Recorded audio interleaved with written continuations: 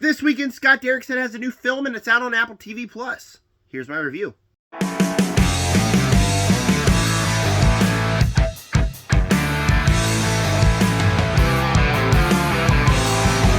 So before I dive into The Gorge on Apple TV+, please tell me down below, have you seen it? What did you guys think of it? And if you haven't seen it, what are you looking forward to this movie? What are all your anticipations for this movie if you're not looking forward to it or anything? Scott Dericksons, for me, was the main name why I was excited for this movie. I really, really like Sinister from 2012. I think that is a fantastic horror film.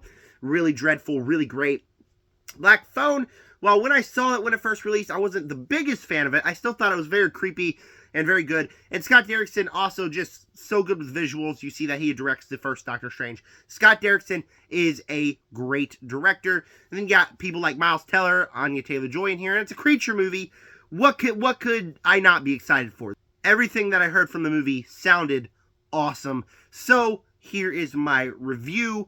And The Gorge was really good. There is a couple things that do hold it back from great, but for the most part, I thought The Gorge was a really good, really big success for me. The main thing is the two leads, Anya Taylor-Joy, Miles Teller, fantastic in the film.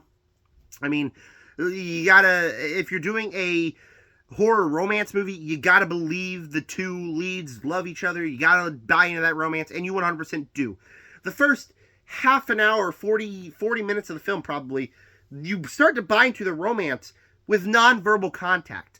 They have not talked to each other for 40 minutes of the film.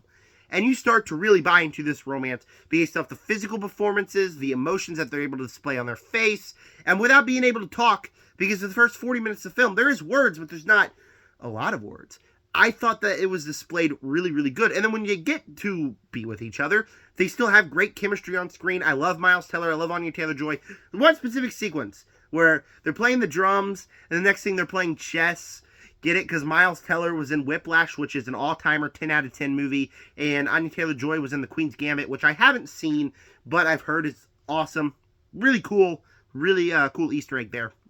But the two leads in the film, fantastic together, and the romance works. For a horror romance, you got to buy the romance, and in this film, you buy the romance. Now, when we get to, after, I'd say, the first 50 minutes to an hour of the film, then we get to the creature stuff. It takes that long to get to the full creature stuff. We got little bits of sequences in the beginning of the film, but we get to the back half of the film, the last half of the film.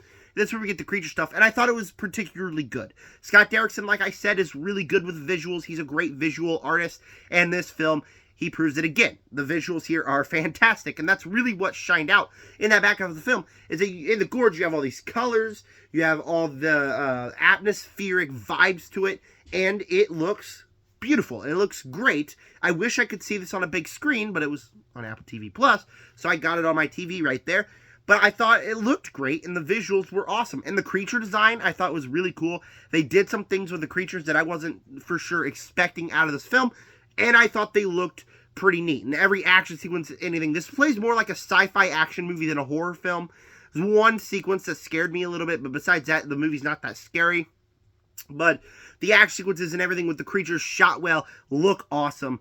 And that is phenomenal in the last half of the film and sprinkled bits throughout the first hour of the movie. You also got the final 15 to 20 minutes where the film goes somewhere I wasn't really expecting. We get the reveals. I thought they were satisfying enough, and where the film was concluded at, I thought was really satisfying. So I thought this was a film that was shot really well. It looks really great, has two fantastic leads. It's a really good Scott Dericksons movie. I thought this film really worked for what it was. I do have one particular issue, the main one that stays in my mind, and that is, I feel as if the movie should have been a little bit longer and we could have stayed in the Gorge a little bit longer. Because for the Gorge, the whole section of the Gorge is literally 30 minutes. The movie title is The Gorge. The marketing marketed as a horror romance, which the romance really works. But when we get to the Gorge and we get half an hour of it, it's just kind of like they're there, they figure things out, they leave. Real quick, real easy, I feel. I feel like it really kind of rushed a little bit. Not rushed. Rush isn't the right word. Could have used some more. It could have used some more. I would have been completely fine with one or two more sequences.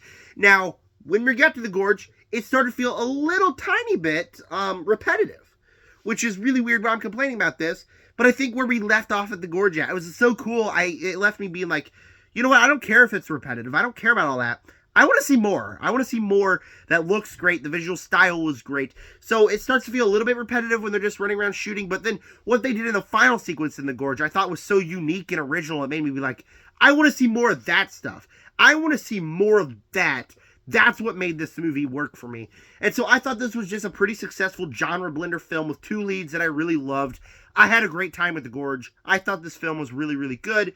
And if that, for not that, a couple of issues I had with the film when we do get to the Gorge, in the last half of the film, I would say this is a fantastic movie, but it's stuck being really good, teetering on the edge of great. Before I give you my final score, please make sure to subscribe, like button, hit the bell. Comment down below, what is your opinions on the Gorge? And with that said, the Gorge, great romance, great genre blender, and the Gorge stuff I think is great. Just wish we had a little bit more of it, and a couple of the sequences with the Gorge, wish they were a little bit less repetitive. Gorge, for me, is getting an A-. I highly recommend you guys check it out on Apple TV+. Stay tuned for more videos coming this week. I am going to have the MCU videos coming this week, and with that said, subscribe.